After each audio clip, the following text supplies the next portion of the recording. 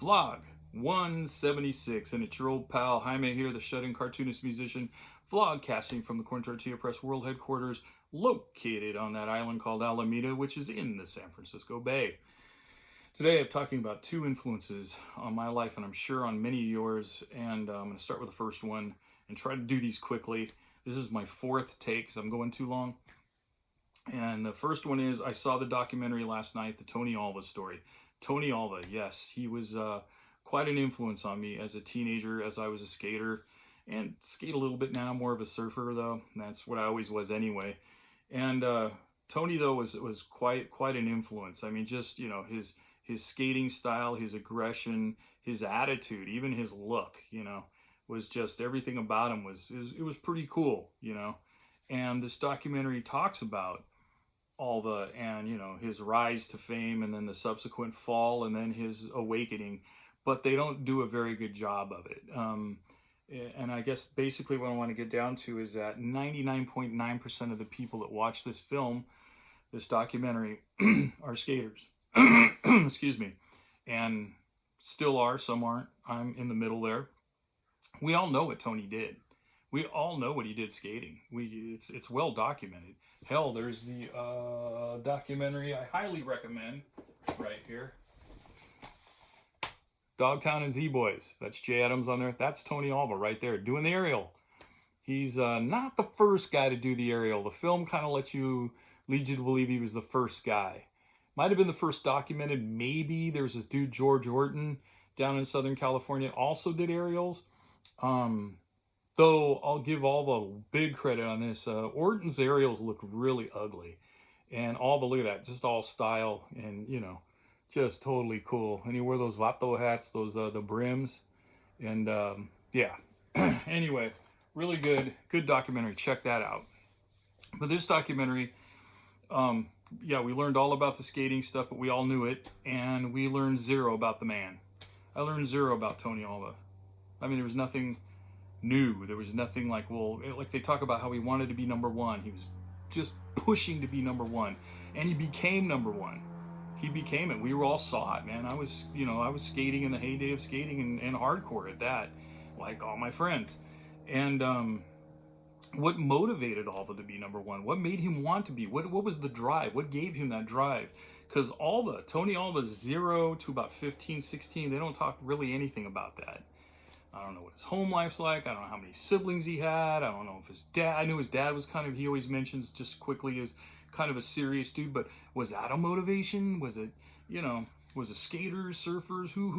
What really put you in this point? Did you play Little League? Was that part of it? Everything you did? I don't know. We don't know. They leave that a big question mark. And I think that was one of the most important things that should have been mentioned, because the documentary about the guy, not just the skater, but about the man. He had subsequent descent into drugs and alcohol, which was rampant in my generation. I'm only a couple years younger than Tony, so we're all from that same late 70s, group, the 70s basically. And, he just talks about how they were doing a lot of coke and drinking while screen printing his skate decks in garages, because it was the 80s, it was kind of, or maybe the 90s, I can't remember. And it was the second come around.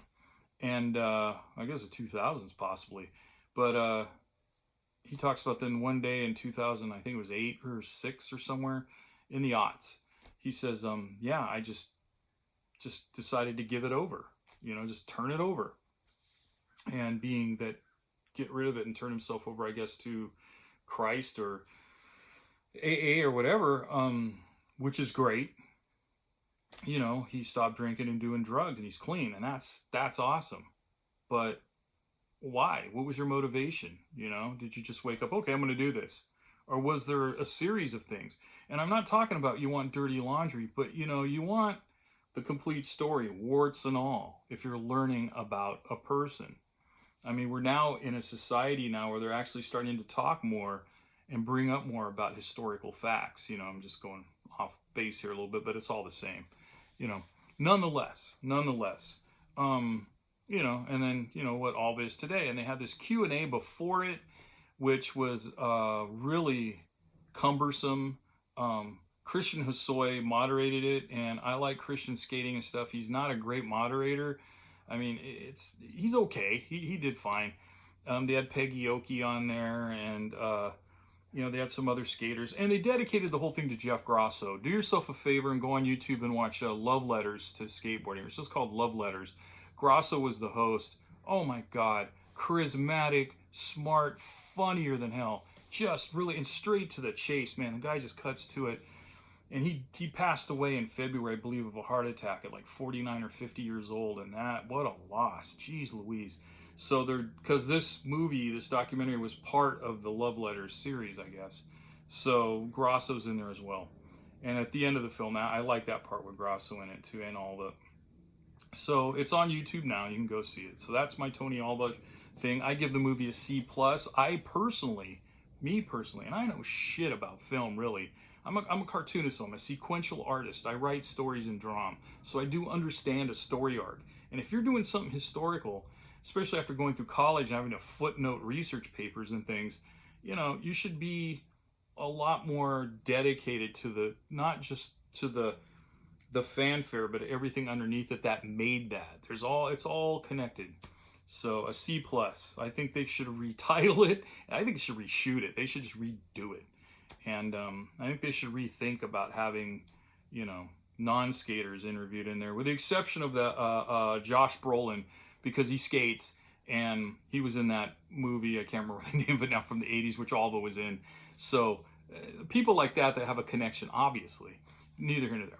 My second thing today I want to talk about, my biggest influence, I was aware of his music, but I really got into it between 6th and 7th grade with my best friend Avery, was Jimi Hendrix. And today marks 50 years to the day that Jimmy left this plane. And,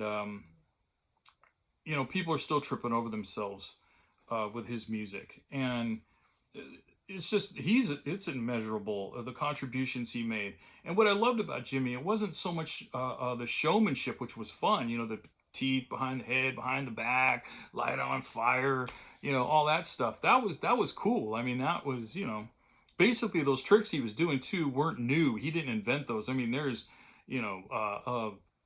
T-Bone Walker and all these other guys. Charlie Patton used to play behind his head and stuff, acoustic stuff back in the 30s. I mean, it's, but he just, kept the tradition going. But I'm not taking that away from him. Also, his musicianship, his thinking process, the scope he had on how to approach the instrument, and his writing. His writing was just, wow. His compositions were just incredible.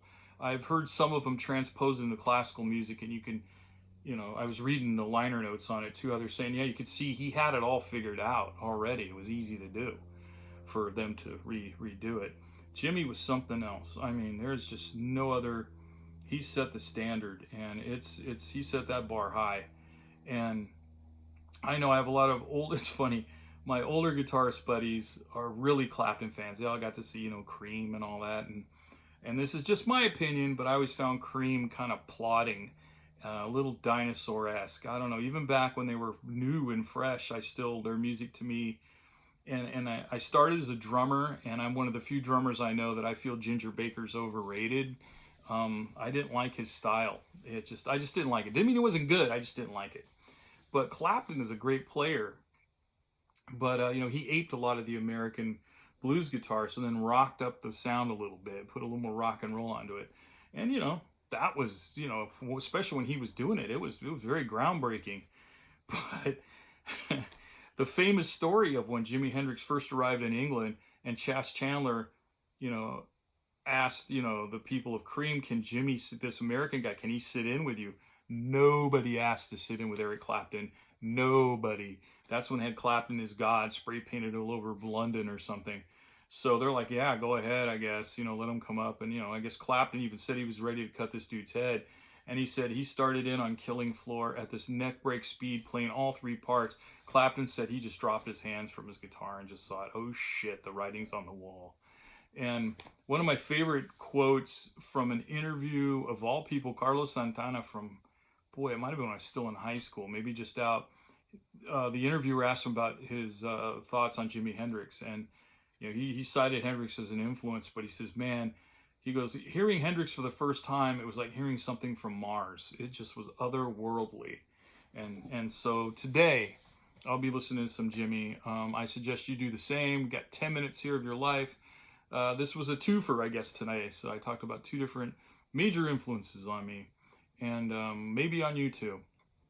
And I'd like to hear from you down below. Give me your thoughts on the Tony Alva story, or on Alva, or how they did it. Not, you can talk about Tony too. I don't care.